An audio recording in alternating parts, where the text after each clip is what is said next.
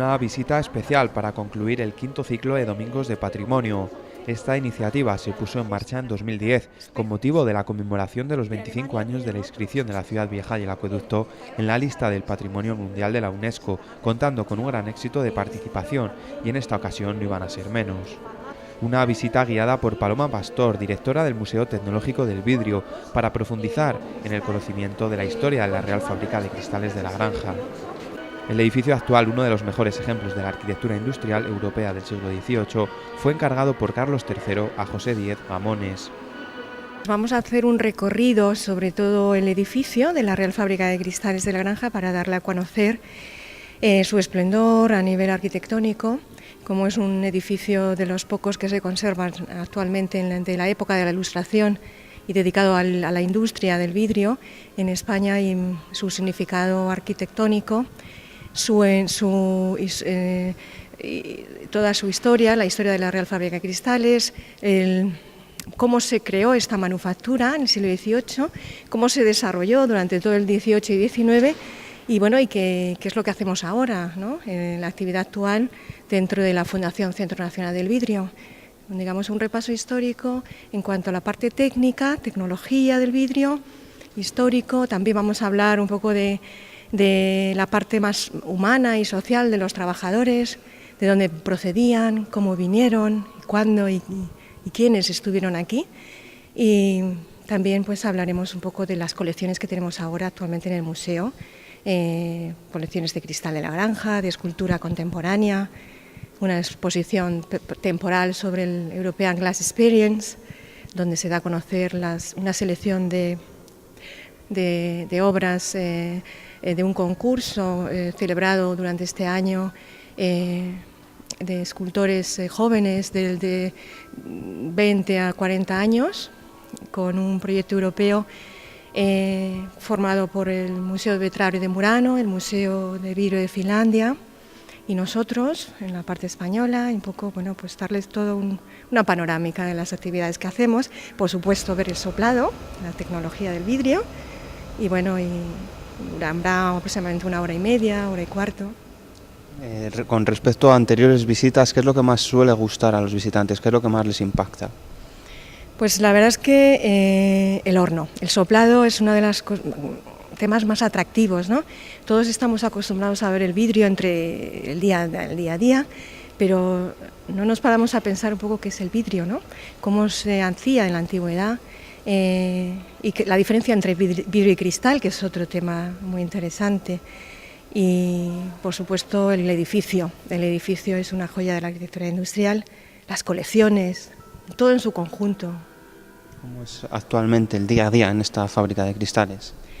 Pues tenemos ahora, estamos reformando todas las cubiertas, y bueno, y es un tema muy importante porque estaba en un edificio, el edificio estaba muy dañado por las temperaturas. La granja es un lugar bastante difícil, con muchas temperaturas muy extremas, ¿no?, y era importante pues reformar todas las cubiertas. Y bueno, hemos tenido que cerrar ciertas partes del museo, una pequeña parte del museo de vidrio contemporáneo, por eso hemos instalado una selección de esta obra aquí en la primera cúpula. Y bueno, el día a día pues siempre no es lo maravilloso tener obras en un edificio, pero es importantísimo, ¿no? De hecho ya estamos en una fase ya de bastante avanzada las obras, y culminarán, me imagino que en enero aproximadamente. ¿Cuánta gente más o menos puede participar en esta visita hoy? Pues normalmente hacemos grupos no demasiado numerosos, porque creo que lo más importante es no hacer un grupo muy grande, porque se expande un poco la información. Creo que seremos unos 50 o 60 personas, y bueno, lo que normalmente organizamos nosotros aquí de grupos, que viene a ser pues un autobús aproximadamente. A lo largo de este recorrido descubrirán las técnicas utilizadas antiguamente, los avances tecnológicos conseguidos. No obstante, la Real Fábrica de Cristales constituyó uno de los ejemplos de manufacturas reales más importantes de toda la España dieciochesca. El gran atractivo de la visita volvía a ser la técnica del soplado. Inventada en el siglo I a.C., posiblemente en Siria, esta técnica supuso una verdadera revolución en el campo del vidrio. ¿En qué consiste exactamente este proceso?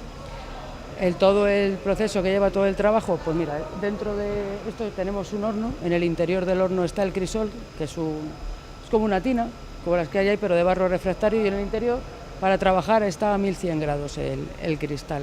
Lo subimos, para fundirlo se sube hasta 1380, 1400 grados, se funde toda la masa de vidrio durante 7-8 horas, luego se va bajando la temperatura lentamente hasta que la tenemos a la temperatura unos 1100, para trabajar 1115. Y nosotros lo que hoy tenemos es una serie de herramientas para poder trabajar el vidrio, que es uno de los más importantes, es la caña. La caña es un tubo de acero inoxidable que está hueco, y una vez que está caliente nosotros lo que hacemos es llegar hasta donde está el vidrio y empezar a dar vueltas como cuando vas a coger miel, pues es parecido. Entonces lo que hacemos es, luego ya una vez que lo has sacado, refrescamos la caña para poder trabajar a gusto con ella y pasar el papel para darle la forma de la pieza que vayamos a hacer. Ahora mismo estamos haciendo un plato pequeñito que luego va cortado y platinado, y lo que hacemos es pues quitarle un poquito la temperatura del vidrio, darle un poquito de forma para poder entrar en el molde. Cada molde, pues depende de lo que vayas a hacer, tiene pues una forma bastante específica que si tú vinieras con el vidrio, según lo sacas, no podrías entrar en él. Todo lo que haces es dar una pequeña preforma, soplar lentamente y rodar a la vez, porque estos moldes son rodados para que el vidrio no se adhiera a las paredes y se quede lo más transparente posible, y luego ya pues una vez lo has soplado tranquilamente, trancharlo para poder soltarlo. Ese es el proceso que más o menos habéis visto y que lleva. Y luego ya pasa al arca de recocido, que es el que está allí, que lo que hace es estar pues unas 6-7 horas, depende de la cantidad de vidrio que lleve, pues para que se vaya bajando la temperatura gradualmente, no tenga tensiones y no rompa. ¿Cuántas piezas se pueden realizar a lo largo de un día? Depende de la pieza que estemos haciendo. A lo mejor en copas, pues en una copa normal que lleva una pierna de pinza, pues unas 120, 130. Y en otras que son pues mucho más complicadas, que otra que estuvimos realizando el otro día, pues a lo mejor no llegas a 40 piezas. Es que depende. Es un trabajo muy visual, muy difícil, pero no sé desde dentro cómo lo veis. Pues es un trabajo complicado y difícil. Cada día, pues depende de la pieza que tengas, pues es un reto. Hay piezas con las que trabajar muy a menudo, que tienen muchos menos problemas, pero piezas que a lo mejor es una pieza nueva para una cosa muy concreta y hay que trabajar bastante sobre ella para poder llegar a lo que se quiere. Así disfrutaban de una demostración en vivo.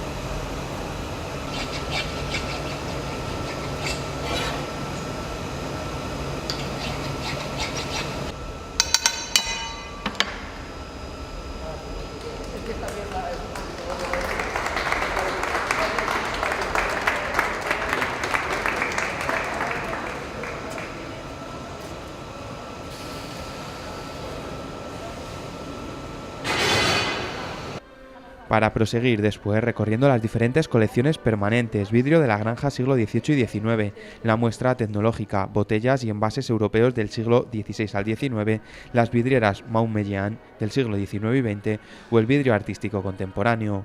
Y también de una exposición temporal, la European Glass Experience, un proyecto internacional dedicado al arte contemporáneo y al vidrio que fue concebido con el fin de poner en valor el arte del vidrio como patrimonio cultural inmaterial que debe promoverse y protegerse.